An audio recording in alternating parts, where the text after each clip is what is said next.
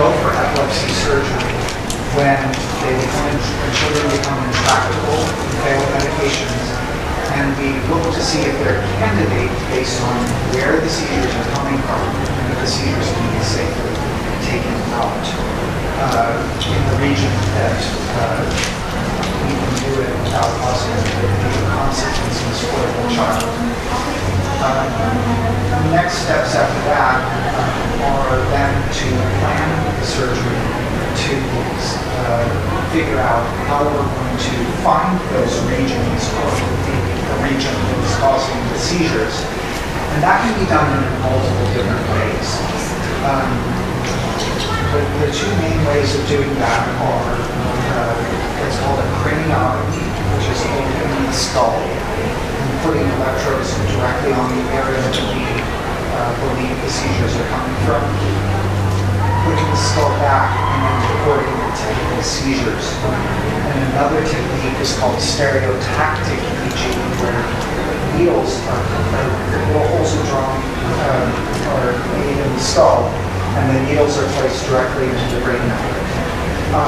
We do these techniques depending on if we're not sure what side the seizures are coming from. We're going to do the stereotactic called lateralized. Some people will do one procedure, some people do both. Maybe do a two-step procedure. The grids are done if we know what side it's on and we're looking in a specific area, in a specific lobe. And the grids also can be used to map out the areas of function in the area where we think the seizures are near. So in order to, we mentioned that we can do surgery if we know that it's an area that's safe to take out. The way that we know that is we suspect it may be near a motor area or language area. Then we use the grid that's on the brain to send electricity back and stimulate those areas and see if we can find motor areas and the speech areas to make sure that we're not affecting those when we proceed with surgery. So that's kind of the general overview of how we do the surgery. And there's, of course, a lot more details that are involved. It's a pretty intensive process. Families that go through this, I warn them that it's like a roller coaster. It's up and down, and there are moments that are very frightening. There are moments of success when we capture the seizures that we need and we get the information. And when we have a plan in place, there's a lot of relief. It's an up and down process. It's not easy for families. So as Dr. Mower said, obviously to even start talking about epilepsy surgery, we do an extensive workup, and so Dr. Mower and his team will do an EEG, look at the electrical brainwave activity, try to see if we can lateralize or localize, see which side of the brain the seizure is coming from, what area of the brain the seizures are coming from. We look at the semiology, which means what is the patient doing when they're having a seizure? Is their arm moving? Is their face moving? Is their leg moving? Are they just staring on? Are they following? And all of those things give us clues as to what part of the brain the seizures can be coming from. And then we use that information along with the neuropsychiatric testing. So we have our neuropsychologists do new testing, and then sometimes that can help guide us in terms of where we think a function is or what functions have been lost because of the seizures. That can give us clues as to where the seizures are coming from. But the idea is we're trying to get as much information as we can to find where the seizures are coming from, and if that area is an area that we could safely treat. There's different ways that we can treat it. As Dr. Mower alluded to, we can go in, we can resect or remove the area. But now, in general medicine, we always try to give the best outcome with the minimal side effects. And so if we can do these things less invasively, then we try to do that. So now, in some cases, instead of resecting the area or taking it out, we can potentially, if it's an area that's small enough and it's localized enough, we can actually, through a small incision, place a catheter or probe directly down to that focal area, and then we can, under MRI guidance, we can actually see the brain tissue heating up, and we can burn the tissue. Instead of doing the big craniotomy that we talked about earlier, just through a small hole, we can potentially burn that small area. In some cases where, when we do all this testing, we find that the seizures are coming from an area of motor or language area, and we have a discussion to decide that we can lose that function, then sometimes you can put electrodes directly on that part of the brain and replace what's called an RNS, or responsive neurostimulator. And basically that records the electrical activity in that part of the brain. And then with different programming and time, the machine learns when to send a signal to help stop or control the seizures. So there's lots of different types of epilepsy surgery. So Dr. Mower was talking about surgery just to find out information. So, we do the EEG, the MRI, we do other tests like the PET scan, SPECT scan. And all these tests are giving us an idea where the seizures are coming from, but sometimes we need to have more specific detail, and so then we will place electrodes directly in or on the brain. And so that's one part of the surgery. But then after that, there are other surgery that you can have are resective surgeries where you take out part of the brain. You can do disconnective surgeries where you're disconnecting one part of the brain from the other. And there's different variations to that. You can do what's called a corpus callosotomy, for example, where we disconnect the corpus callosum, or one of the big connections on the side of the brain, and that works well for patients who have what are called drop seizures. And it's not a curative procedure, but it's a palliative procedure, and it does help decrease the seizure frequency. You can disconnect a specific part of the brain, so if it's coming from the parietal occipital area, you can kind of just disconnect that area without actually removing it. If you disconnect it so that the electrical activity is still occurring there, but it's not spreading to the normal or healthy part of the brain and causing further damage. And then again, you can do ablative surgery, so like laser ablation that I was talking about. And then there's also neuromodulatory surgery where you're not taking anything out, but you're actually using devices that, like the RNS, that are collecting the electrical activity information and then responding to that. There's also what's called the VNS, the vagus nerve stimulator, and this is a device that's placed at the generator. It's like a pacemaker, and there's 3 little coils that get wrapped around the nerve in the neck, and then the device is sending signals up to the brain to help to desynchronize the brain, because the brain is firing abnormally, so we're trying to kind of reset the brain to hopefully help decrease the seizure frequency. Again, it's not a curative procedure, but it helps decrease seizure frequency and severity over time. And then now, this past year, a new neuromodulatory device that's been approved is deep brain stimulation.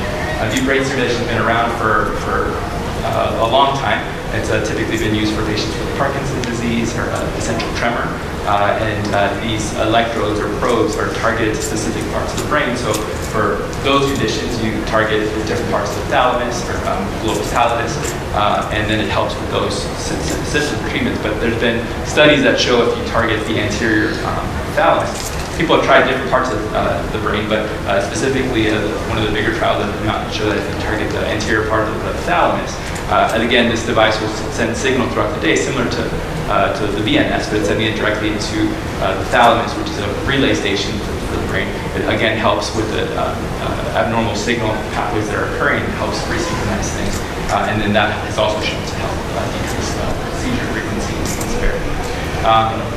And so a lot of these newer technologies, they're very exciting, but a lot of it's been studied in adults, and we don't have a lot of clear data for pediatrics. So these are newer techniques that we're starting to use in pediatrics, and hopefully it'll start showing similar data to those in adults.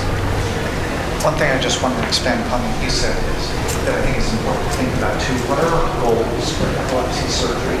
Because we have to have realistic goals going in to make sure that everybody's happy with the outcome. And for some people, the goal can be to see complete seizure freedom. That's, of course, that's the ultimate we want for any of our families to get their child seizure-free.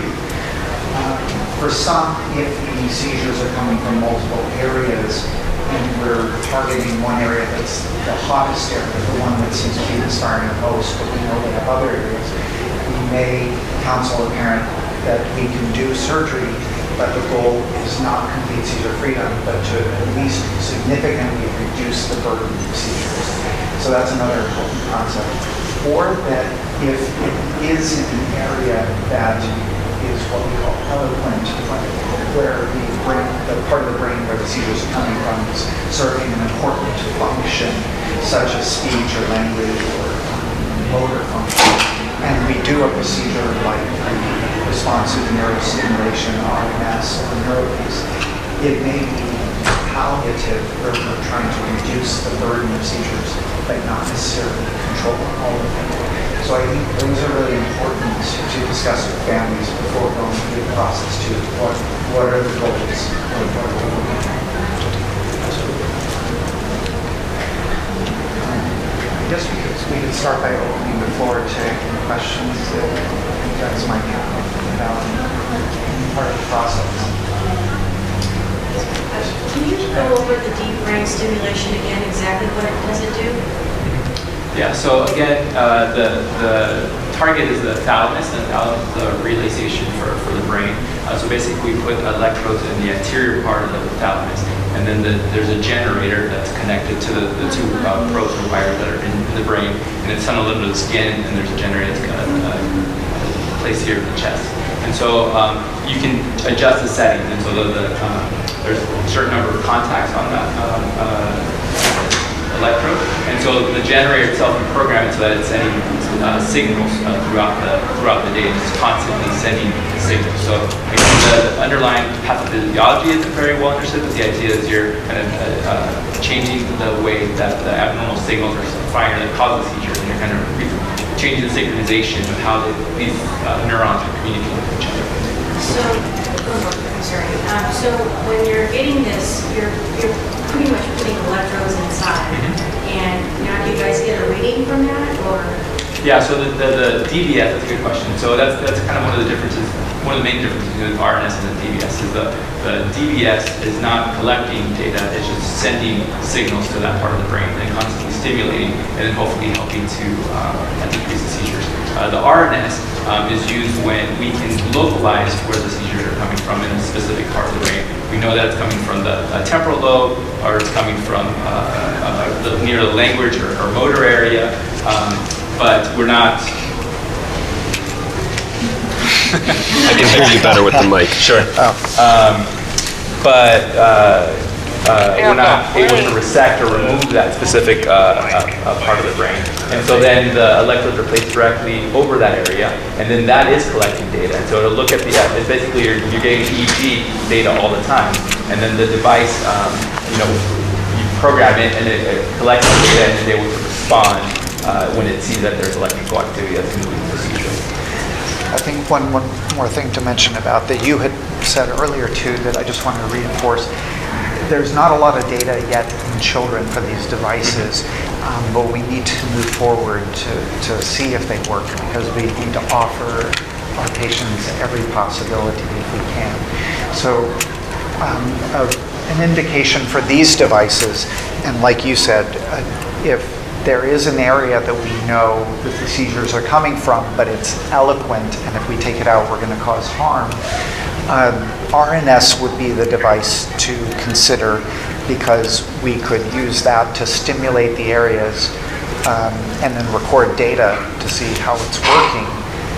If somebody is having seizures coming from multiple places or other techniques haven't worked, DBS may be the way to go. In the past, for children, we would have considered vagal nerve stimulator, or VNS, first. And that's still an option for people. But I would consider VNS, and until we have more data, I'd still consider DBS, palliative procedures. But again, we need more data. Our daughter kind of is in the early stages of being evaluated for surgery, but she, a lot of times before, if she's awake and she's going to have a seizure, she kind of knows it's coming. I know that they were talking about something like where you have like a wristband or something you touch and it kind of, or a wand or something where it's... For the VNS, yeah, that's a good question. VNS? Yeah, so for some patients that they know when the seizure is going to come, if you have a vagus nerve stimulator, so that's the wire that's on the vagus nerve to the generator, that device works 3 different ways. So one is you program it so it's sending the signal at every certain period of time. So initially, for example, we'll start it sending a certain number of milliamps every 5 minutes, and then sending it for 30 seconds, and then it stops. And 5 minutes later, it sends it again. And this is happening 24/7. But in addition to that, the device can also detect the heart rate. And so we know that for 82% of patients that have seizures, the heart rate actually goes up right before the seizure actually occurs. And so it'll detect that increase in the heart rate, and if it does that, then it'll send a signal, and then again, that'll help stop or shorten the seizure. And then in addition to that, you'll have a magnet, And so if you swipe the magnet over the device, then that'll send us a signal automatically that'll stop the seizure as well. And for the RNS, you can also log when you felt a seizure occur, and the data can then be used to help improve the device. If the device then detects when you push a button for it, that it can see that signal in the future and then know to set it off. So that's another aspect of RNS that can be very useful if somebody knows when their seizures are going to occur. It gets a little confusing because a lot of these devices, acronyms, RNS, VNS, DBS, but they all work in different ways, and they work well for specific types of patients. So, But knowing when the seizures are going to occur is very useful with the video EEG monitoring or the long-term monitoring, because if a person knows when that's going to happen, and that's the typical seizure, and you can capture it on an EEG, that's going to help with the surgery process a lot. Yeah, what happens, I guess, if you can't really catch them on the video, EEG? Like, our daughter has seizures, but they're not frequent, so maybe once a month, maybe once every 2 months. We kind of haven't seen a pattern. Like, what else can be done for those? Well, what we usually will do is, if we know that that's the case, we'll lower the medications in the monitoring unit to try to bring out the typical seizures. And we do it carefully, and of course, in the monitoring unit where we have appropriate nursing and monitoring to make sure that the child's safe in case they do have excessive seizures or prolonged seizures. But we usually reduce the medications to try to bring out the seizures or sleep-deprived people, because sleep deprivation for some people can be a trigger, or if they have a known trigger, try to do those things and bring them out. We tried this. It didn't work. And she was off medicine, stayed. And we often have what I call In 2 weeks. therapeutic admission, where somebody's having Yeah, they're just- seizures every day, we admit them to the unit, and then no seizures. I mean, things like that do happen, and it's not that you or we have done anything differently, it's just sometimes it happens that way. but again, there's other tests that we do to help figure out where the seizures are coming from. So that's where we get the MRI, PET scan. There's other studies that can be done to help. Where do you place RNS? It varies from patient to patient, and it's placed generally where invasive EEG monitoring, so electrodes directly on the brain where it shows the seizures are coming from. But in the example, for example, if it's coming from an area that controls hand movement, and a person doesn't want to sacrifice hand movement for seizure control, then the electrodes for the RNS will be placed where you map out the hand control is and the seizures are coming from.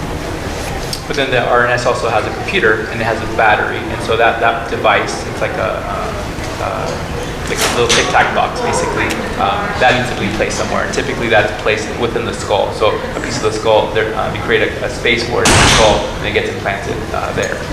So for the DBS and RNS, typically the generators, for the DBS or the VNS, the generators are typically placed in the chest. And what's the age, I guess, for those devices? I don't know if you heard before, something else, 7, or you have to be big enough to put the DBS? Yeah. So before they've been approved for 18 and above, but now we're starting to do younger kids. Yeah, so there's no exact age. Again, it's FDA approved for adults, but more and more centers are placing them in kids that have no other options. And so for the RNS, again, because the device gets implanted into the skull, then basically the child needs to be old enough so that the skull thickness is big enough to be able to support having the device there. What is the approximate age? I've heard patients implanted as young as like 9, but potentially could be younger depending on where. Or also getting taken for possibly surgery. And so you mentioned the PET scan. The other day, I mentioned to assess, and I was just wondering, like, I've heard of PET scans in relation to cancer, but how does it work in relation to epilepsy? So the PET scan is looking at the glucose or sugar metabolism of the brain. And so we know that patients that have epilepsy metabolize the part of the brain that's having the seizure metabolizes the sugar a little bit differently. And so when we look at the scan, it's shaded in different colors. And so, it's really very active. It's red, and then there's a gradation to it. So orange, yellow, green, and then blue is not very active. And so we look at the whole brain, and then in areas that are where the seizures are coming from, that lymphogenic areas, typically they have what's called hypometabolism. So it's not processing the sugar as much. And so then on the imaging side, it actually looks blue. It doesn't look as active as other parts of the brain. And then you compare one side to the other, it should be symmetric. And so when you see the asymmetry, that helps guide us. I think that's a good point to mention here, that there are lots of what we consider supportive evidence. So a lot of tests that we do that help to either localize where the seizures are coming from or help to know where function is. So PET is a good example of something that can help localize and support other information that you've already gathered. So if the EEG, for example, shows that it's the right temporal lobe that's misfiring, and the PET scan is what we call concordant with that and shows that that area is also not metabolizing well, then that gives you a higher chance of success. So it's used to help assess what your chances of success are and that you're going for the right area. There are some other nuclear medicine tests, such as SPECT scan, which can look at blood flow. It helps identify blood flow in certain regions, and that can be done ictally, which means around the time of the seizure, or interictally between a seizure, and then they compare those. Other important tests that are done are neuropsych testing, and that's to look at a child's intellectual abilities, function, and sometimes that can help localize or lateralize what side of speech is on. So you can counsel a person, if you're doing left hemisphere surgery, you want to make sure not to affect their speech centers, which are going to be on the left side of the right-handed individual. So neuropsych testing, functional MRI, and that's also used to localize where speech might be. So all these other tests are very helpful at working up and making sure that you have the right areas and know where the function is. I think a really key point is that there's no one test that's going to tell you what to do. There's no one study. There's not one person that's going to tell you what the right answer is. It really is a lot of information that we're putting together, and it's a team effort. So a lot of us get together. Once all this information is collected, we actually have an epilepsy surgery conference. And so we have the surgeon there, we have the epileptologist, we have the techs, we have the radiologist, we have the neuropsychologist. Everybody's together, everybody's presenting all of the data together, and then as a group we come up with what we feel would be the best procedure of that for the child. So for a candidate for the DBS or the RNS, would you still do a, grids and strips to determine whether it's been over an eloquent area before you would do the RNS or the DBS? That really depends on the individual circumstance. Because, for example, there are lots of examples that can be used, but if a child has seizures coming from multiple regions, then we know that grids and strips are not going to be as helpful, because you can't do grids and strips on, or you can, but not safely. That should only be done on one side because of the risks.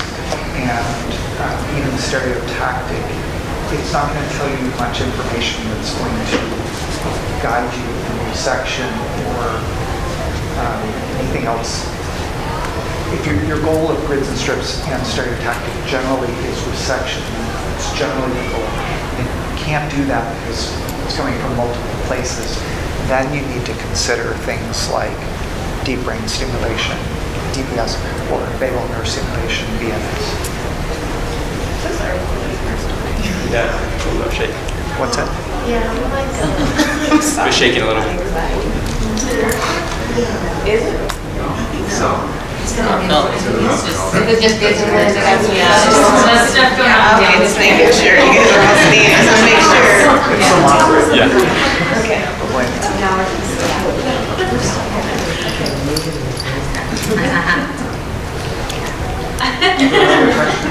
How long is this, I guess, average for like the surgical work? Because I know it's like a lot of different steps, like stages, and depending on what tests are needed. We always try to do it, of course, as quickly as possible, because the longer that we wait and the higher burden of seizures, we worry that it's going to affect a child's development.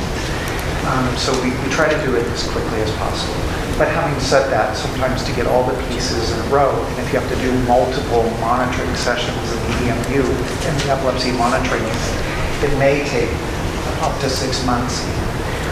But generally, it can be done within a month to 6 months, depending.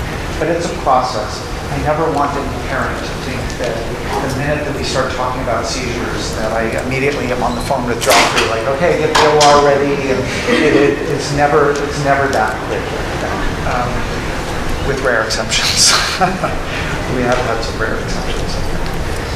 So it's a process. So it can be done very quickly once we get to this point. So typically, I guess one thing that we didn't mention, so when do we even decide to think about it? So typically it's when patients have tried at least 2 or more seizure medications and still can't get the seizures controlled, and that's when it starts to be intractable epilepsy. So that's when we start thinking about it. And so as part of that whole workup, even when you first have seizures, most people will get an EEG, may get a VTM. So some of these things are already happening, even at early diagnosis. And now, you may get an MRI early on just to make sure there's not a lesion or something. And so part of that workup has already been done. But then once we decide, well, the medication's not working anymore, then getting those additional tests should be able to get scheduled fairly quickly once we make the decision.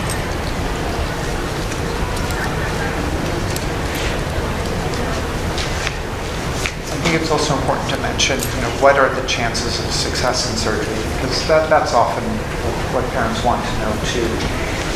And it really depends on what lobe or what part of the brain we're talking about. The most successful surgeries are typically the temporal lobe surgeries. And that may be just the temporal lobe. It's easy to get to, and it's easier to resect than other parts, and it's easier to localize seizures from that region.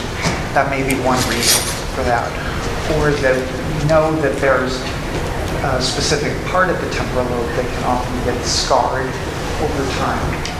That's called the hippocampus, and that's the kind of inner part of the temporal lobe. And that usually occurs in adults, not as much as in childhood. So those patients can sometimes have up to a 75% chance of seizure freedom. For people who have other seizures coming from other lobes, and in children we tend to get kids with frontal lobe seizures. That's very much more common.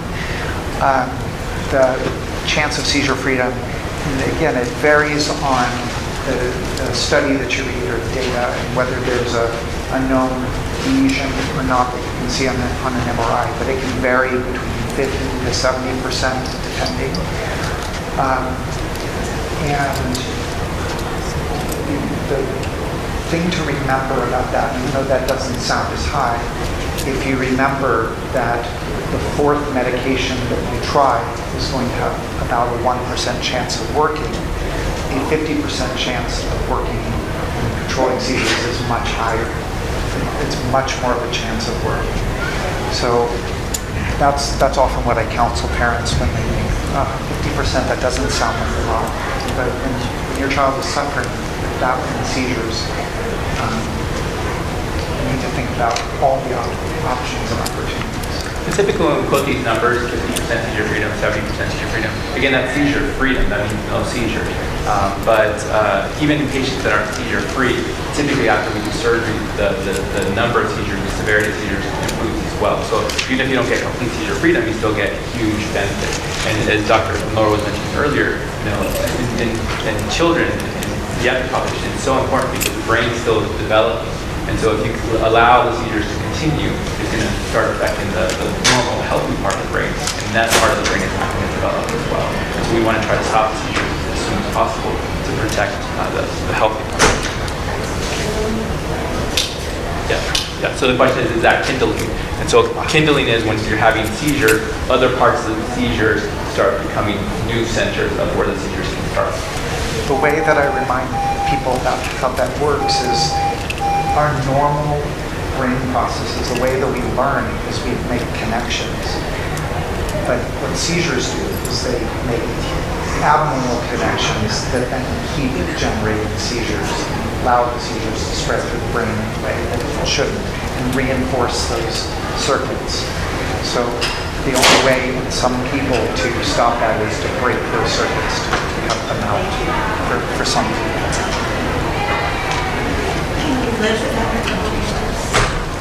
You can live without one hippocampus. You need one to form memories. So you make sure, of course, that the other side is healthy and functioning. But yes, so you can live without one temporal lobe and function well without one temporal lobe. You can live without both. So actually, a lot of the data came from a patient back in the 1950s who had epilepsy and had a surgery where they removed both hippocampi of both. And that patient survived, so he could still live, but couldn't create any new memories. So patients, and we learned about this in science classes, patient HM. So they lost the ability to create new memories. So. And believe it or not, a lot of our kids have frontal lobe epilepsy. You could take out the entire frontal lobe that's generating the seizures and not have an impact on their learning, development, memory, personality, which people worry about. And the usual question there is, well, how does that happen? You're taking out part of the frontal lobe. What you have to remember is that frontal lobe is not functioning. All it's doing is seizing, it's disrupting the other side, and it's disrupting the rest of the brain. So when you take that out, these kids tend to thrive. Okay, at what point do you know that the person is a candidate for surgery? Like, if they have let's say they have the MRI, they have the 3T scan, they have the PET scan, is that usually enough to tell? Or do you need to then go to the diodes that are inserted? So we need to know what the seizure looks like. So what Dr. Olaya said, the semiology, how the seizure appears, to make sure it's consistent with the area that we think it's coming from. Then the EEG needs to show that it's coming from that general area or side. Even if we're not sure that it's coming from that definite area, as long as we know that it's on one side, and even if we think it could be both sides, there's still options that we would have, that we have to have a general idea of where it's coming from. The PET scan is helpful, but we wouldn't necessarily stop the process based on a normal PET scan. If it comes out normal, we say, okay, it doesn't help us. What other tests do we have to give us more information? So I'd say the EEG is the main test, the way the seizures look. Those we could proceed with surgery just on. But again, it's a group discussion, and I'm glad you brought up. This is not something that one physician makes the entire decision on. It does rest on the epileptologist ultimately, but when I work up my surgery patients, I take into account every voice in that conference because I want to hear the pros and cons of each thought. I want to make sure I'm not missing any chance to help the child. Are parents included in it? What? Are parents included? So they're not at the conversation where we're looking at all the imaging and all the studies, but after the conference, we actually meet together as a team, the surgeon, the epileptologist with the family, and then we summarize everything that's discussed in the conference. those conversations are really important to go over all of the risks and the benefits of doing the surgery. And then after that discussion with the parents, then it's either we set up a date to proceed, or if surgery is not recommended, then we discuss other options. So how many surgeries do you do a year? So again, there's lots of different surgeries. There's lots of things that you mean by surgery. So, the biggest nerve stimulator, for example, is a surgery, but it's not a resective surgery. So we probably implant 30 or so BNSs a year.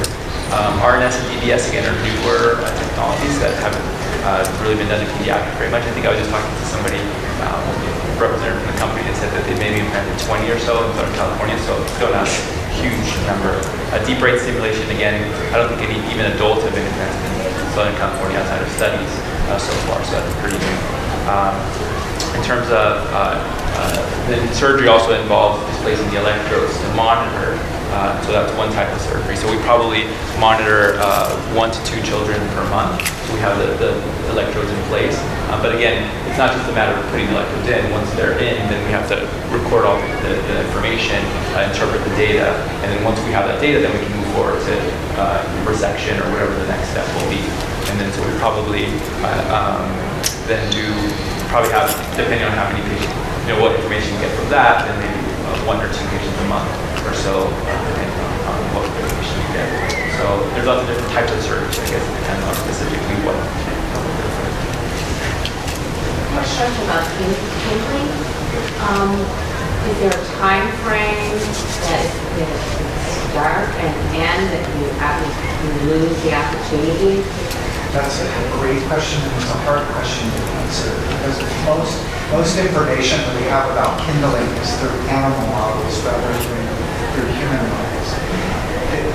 Through observation, we know that when kids who haven't done surgery, they continue down the same path, they tend to have progressive epilepsy and thus tend to get worse. Not everybody, but many, I would say. And we do see its impact on their development. I think that probably has to do with kindling as well. It's hard to say. I would say kindling probably starts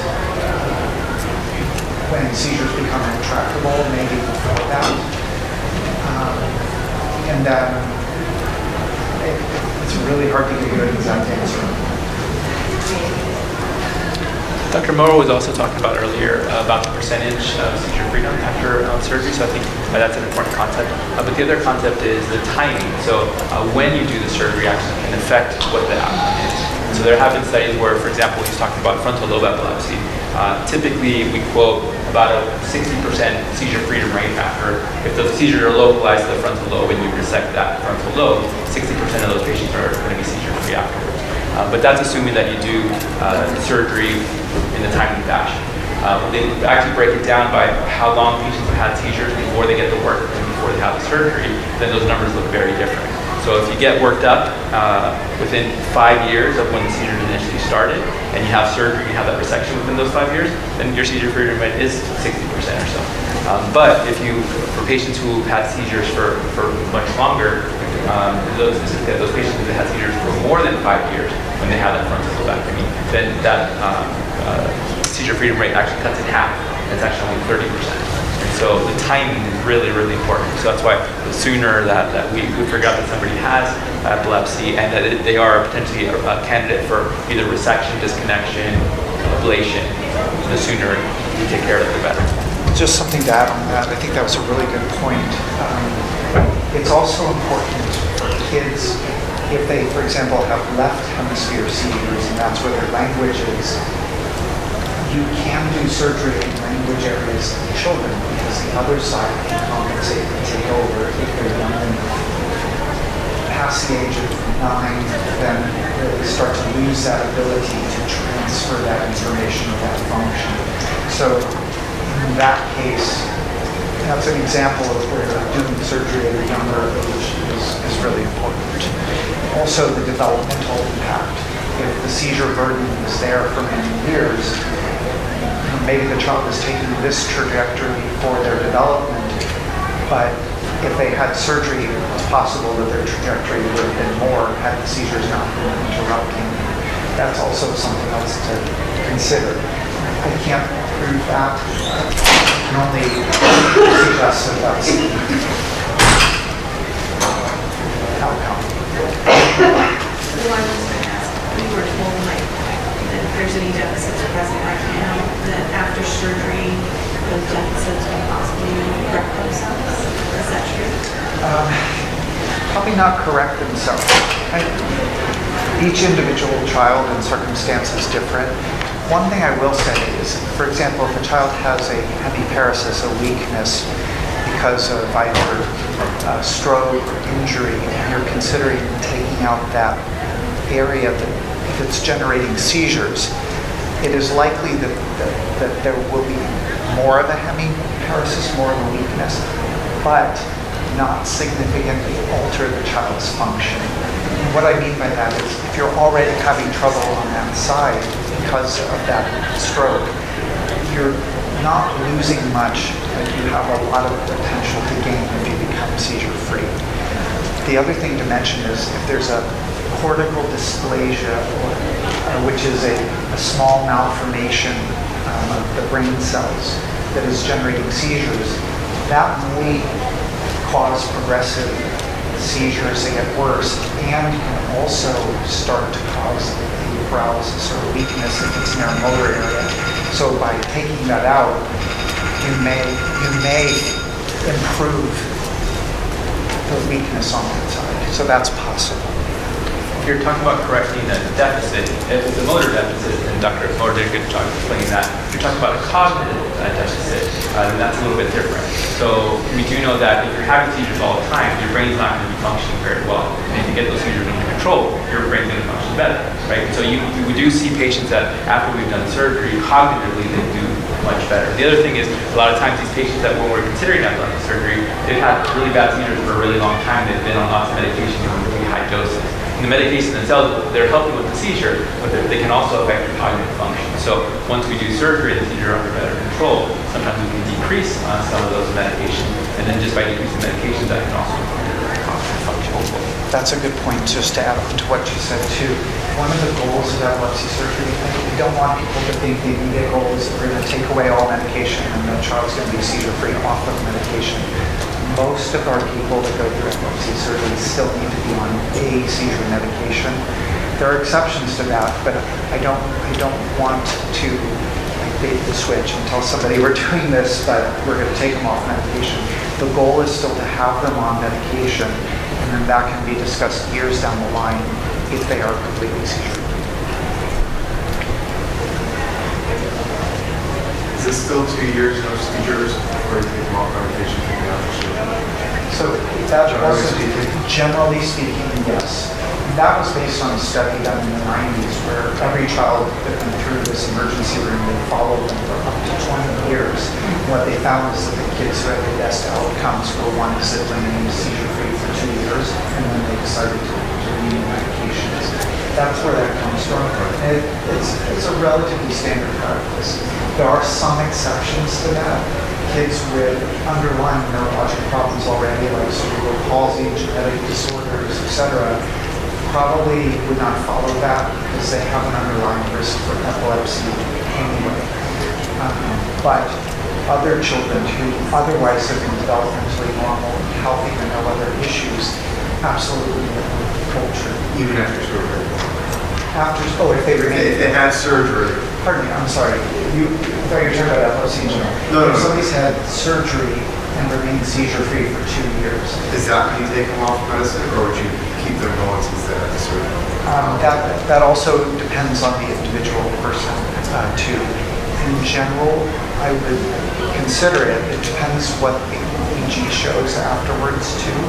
If the EEG is still showing sparks, epileptiform discharges, then that would imply that a risk still exists. I would be hesitant to do that. And that's also going to depend on the individual epileptologist.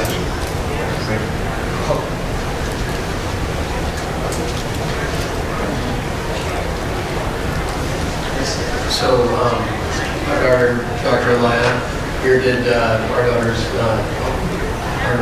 her hysterectomy 8 months ago now, and she had an EEG a couple months back, and it actually showed that the set it operated on wasn't showing seizure, waves or activity or anything like that. Which we were told it could possibly still show that even after surgery, but we were shocked when they had said that it wasn't even doing that at all, so that was great. So I guess my question is that a good sign that perhaps eventually she could be weaned off all of her medications?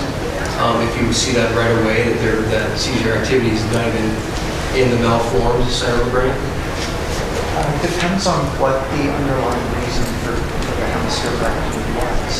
There are certain patients, such as Sturge-Weber patients, who know that it's usually restricted to one hemisphere and the other hemisphere is fine. And they may be able to come off medications. If it's because of something like a malformation, because there's a chance that there could be small malformations on the other side, that makes it less likely. So it depends on the individual circumstances. She had cortical dysplasia. Cortical dysplasia we have to be a little careful about because it may not just be in one hemisphere that it's restricted to. It may be possible, but we consider it very, very cautious in that particular circumstance.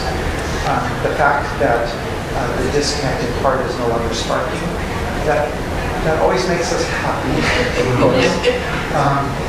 There's a part of us that always worries that there may be some connection still existing, and so if we don't see those sparks, then we feel that nothing's going to go across to the other side. So in general, that makes us happy. And it does bother me when I see sparks still going off on disconnected portions. But having said that, I have some patients where those sparks are still going off in disconnected areas.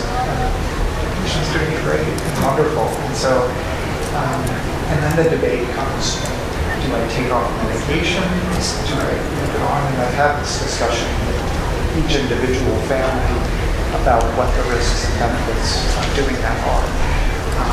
And in general, in childhood, I'm more reluctant to do that because the brain is still developing, still forming. I'd like to get them out of that kind of formative time before I would consider things like that. Not that I say, okay, go to an adult neurologist. That's on them. But it's more that once I reach adulthood, I feel that most of the good formation and development has occurred, and so they'll be safe to consider something. Does that answer your question? We made a lot of just general comments about epilepsy and epilepsy surgery, but ultimately it's really important to have a good relationship with your epileptologist, with the person that's taking care of your specific, family member, and then come up with a plan together. So a lot of things that we say may be how we manage it, but as a surgeon, as an epileptologist, there's different ways that we can do things. And sometimes there's no real right or wrong way. A lot of times it just depends on what the provider feels comfortable with, the family feels comfortable with. And everybody's an individual, so we always have to keep that. This is smart. Keep notebooks and write down the questions you want to ask your doctor. I think that's a very good idea because you're going to have a zillion questions, and if you write them down, you won't forget to ask them. So keep doing that. That's the way to do it. Thank you guys so much.